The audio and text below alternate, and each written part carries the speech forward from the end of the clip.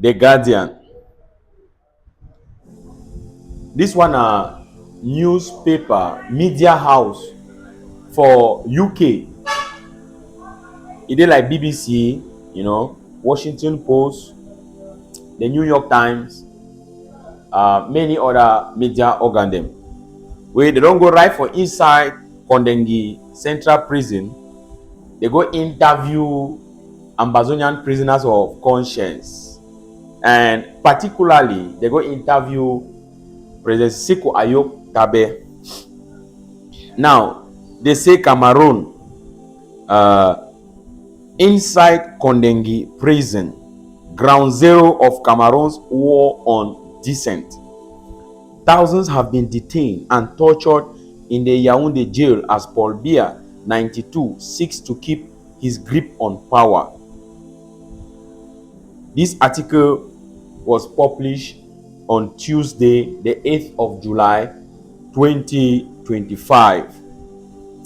In the visitors area in the courtyard of Kondengui Maximum Security Prison, French dubbed Nollywood films play on a TV as inmates and their guests hug each other and laugh.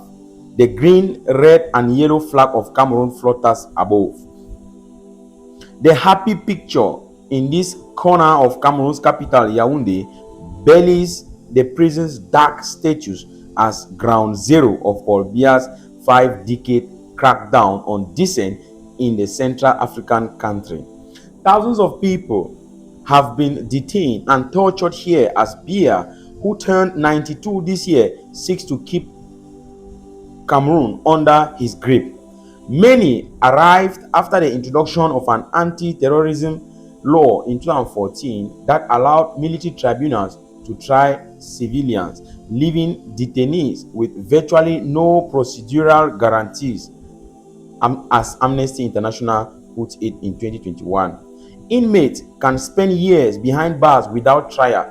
One was recently released after 6 years without trial on a charge of not producing an ID card when asked to by authorities. The maximum sentence in such a case is just a year. Among Kondengui's inmates are dozens of supporters of the leading opposition party, Cameroon Renaissance Movement. Its leader, Maurice Kamto, spent 9 months here after protests against the 2018 election results. This regime believes that the Kondengui prison can fix everything, he wrote in an open letter during his detention. But even death cannot fix everything. Thoughts cannot be locked up. A history of repression. Cameroon's leaders have always gone to great lengths to isolate dissidents and crush free speech. On a small island off the coast of Douala in the southwest lies the forgotten Manoka prison, largely inaccessible and now reachable only by boat as it sinks into the Wuri River. Manoka was at one time used by the German colonial administration to lock up freedom fighters. The site was abandoned after Germany's defeat in the First World War, though repression continued under the country's new colonial masters. Biya, who served as prime minister under Cameroon's first post-independence president, Amadou Ahidjo, before taking over in 1982, stands accused of sustaining colonial-era repression in order to keep the population in check. One such victim is Abdul Karim Ali, a peace activist from Cameroon's Anglophone region, who was sentenced to life in prison by a military tribunal in April for hostility against the homeland and secession. In 2019, the government had invited Ali to participate in a Swiss-led mediation process aimed at finding a way out of the crisis in Cameroon's English-speaking North and Southwest regions, where what began as protests by teachers and lawyers in 2016 over marginalization and identity evolved into clashes between security forces and armed separatists that have left more than 6,000 people dead. Soldiers seized Ali in 2022, he was on his way to a hospital with his ill mother days after he had named a notorious elite unit soldier in connection with alleged war crimes in the city of Boya. The practice of abduction, torture, and trial by the military in a foreign language, French, in this case, is not only unlawful but also unjust, inhumane, and reminiscent of colonial era oppression, he told the Guardian. Built in 1967 under Ahijo, Kondengui had an initial capacity of 1,500 inmates.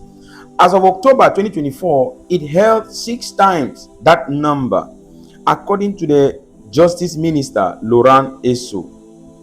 At the entrance, gendarmes request 1,000 francs, that is 1.30 pounds, or more to look after visitors' phones. Inside, relative comforts such as toilet bowls, TVs, and benches for visitors have been funded by the inmates themselves. Those not lucky enough to receive provisions from relatives or friends are provided with 1 meal a day. Some sleep out in the open courtyard rather than their cramped, overcrowded cells. In 2019, parts of the prison were set on fire in a riot over poor conditions. Hundreds of inmates were moved to undisclosed locations afterwards. A calculated move to intimidate opposition. Among the prison's current high-profile inmates are 6 academics who were arrested in the garden of a hotel in Nigerian capital Abuja in 2018. They were detained for 20 days in underground cells in Abuja, then put on a military plane to Cameroon, where a military tribunal sat overnight and sentenced each of them to life imprisonment on multiple charges, including terrorism financing. The men and their lawyers say their real offense was declaring Cameroon's 2 English-speaking regions as the Republic of Ambazonia on 1st of October 2017. My colleagues and I are in prison as sacrificial lambs. We were never military men, yet we were subjected to military trials, said Seseko Ayoktabe, a Sheffield-educated computer engineer who was the first president of the breakaway state and is serving a life sentence. As things stand, Biya intends to run again for election in October, a point not lost on Ali. The Yaoundé regime may be ruthless, but it's not naive, he said in Kondengui. Handing down sentences like mine is a calculated move to intimidate opposition, especially with elections on the horizon. For a regime that finds all its solutions in the hammer, everyone else becomes the nail.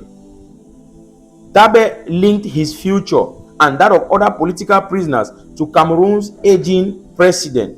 We know the past of 50 years, he said, smiling as he spoke to his guest.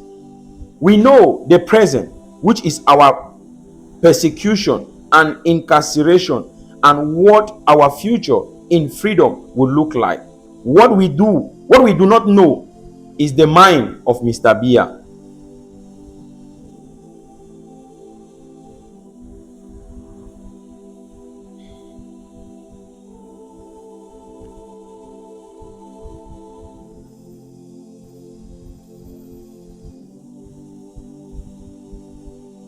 Ladies and gentlemen, fellow Ambazonians, thank you very much. I don't listen to you read them.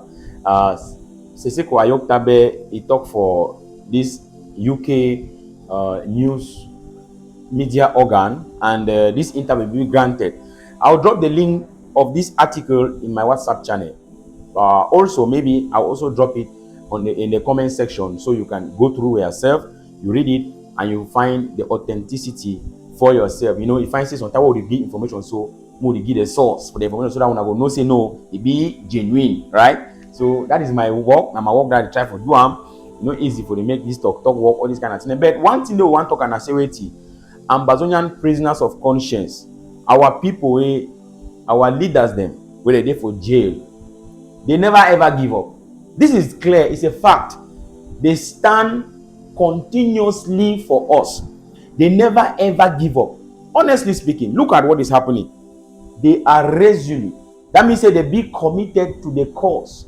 If man wey dey for Ngata, we don't tie hand them, it is still tell you say Amba more exist, say freedom more come. Then what more of you free man where you work at for street, where you work at you can't talk say hi struggle no day again. That struggle, my man, my people, Ambazonia dey on course. Yes. If you rethink about anything for your mind, where you want things say you want betray this struggle, no, just check that people dey for prison. Just check that people dey for prison. Say if now you be there for that prison, so they don't give you life in prison. That means you go die for Ngata. That they mean you have a life in prison. So now una don't know. Una don't know. Imagine say being a you, how you for feel? How you for feel, my people, fellow Ambazonians? We must continue to support our people, stand by them. We make sure say this so no matter what, we will take this struggle to the very end. Yes, La Republique they in serious panic and they go confirm code. No worry, na small. We thank Ambazonian prisoner of conscience. We thank Sisi Kwayuk Tabe for a relentless effort. Anytime we get information from Kondengui, it's very positive information and it goes a long way to spur up Ambazonians worldwide. This is the time for Ambazonians to continue to come together in their communities and support our prisoners of conscience in all aspects.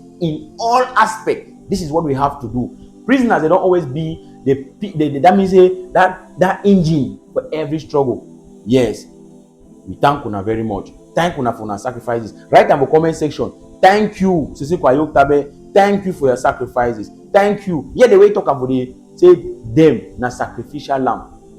You know what that one mean? I'll see you again for my next update. God bless you. God bless Ambazonia. Freedom we seek, freedom we shall get, and so shall it be.